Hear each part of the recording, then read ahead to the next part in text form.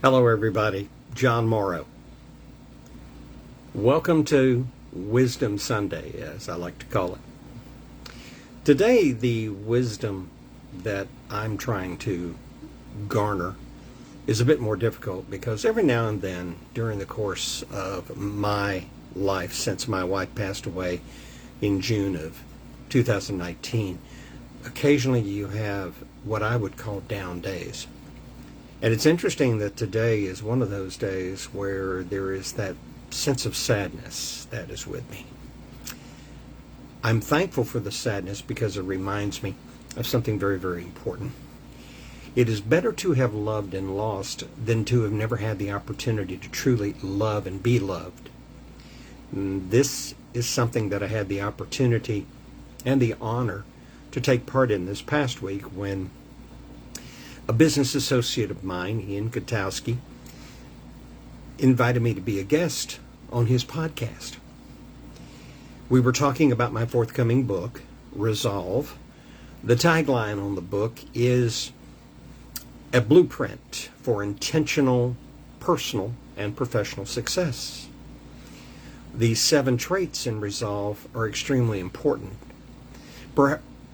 But perhaps the one that is the most challenging for me at times is the resilience, because I came out of retirement. I'm 73. I'm doing business. I'm building a business. I'm in throes of getting a book published. I'm working on launching a podcast that I hope that you will follow once it is actually tracking on Restream. And at the same time that you will take advantage of buying my book and reading it and sharing it with other people, because I think there's a great story in there for everyone, not just about how Resolve has transformed my life and taken me to a very, very important place where I do have a vision, a mission, and a purpose, but more importantly, the thing that it has done is that it was the fruit of the relationship that I had with my wife for 46 years, and it was Donna who helped me come up with this power word that we adopted as a couple. And then after Donna's death, this power word would reemerge into my life in such a way that it would give me a purpose and meaningfulness to go forward.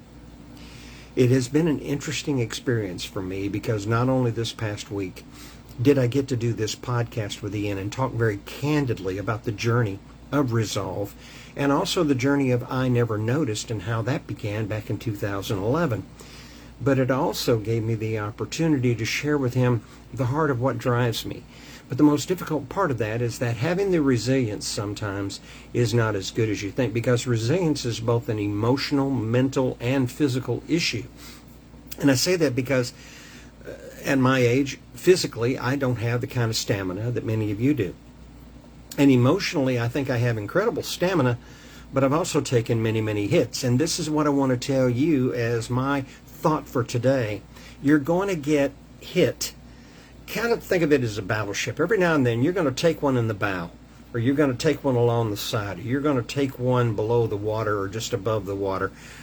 This is life, and life throws at you difficulties and battles. And when you take hits, you have to do damage control. You've got to stop the flow of water into the ship so that you don't sink.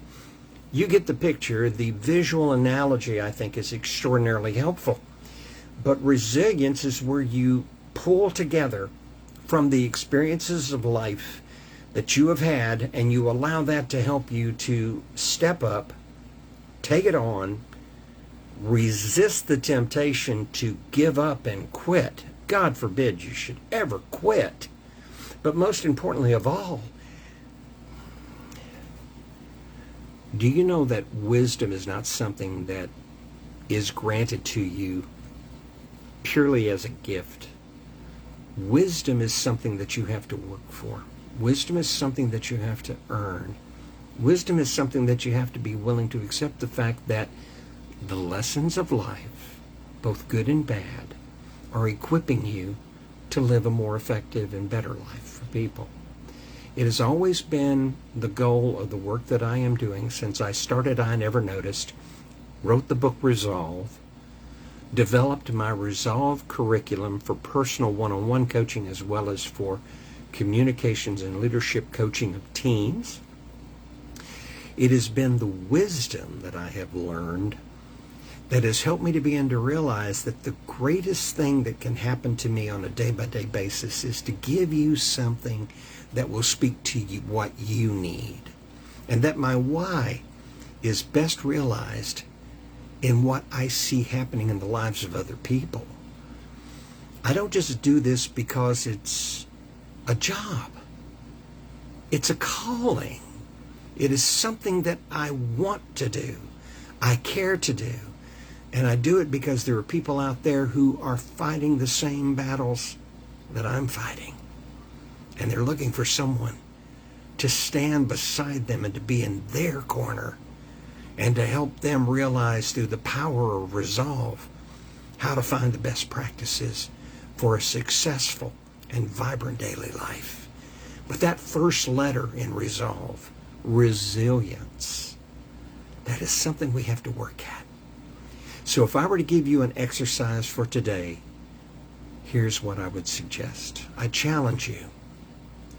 Take the events that have happened in your life that have caused you pain and caused you regret and guilt.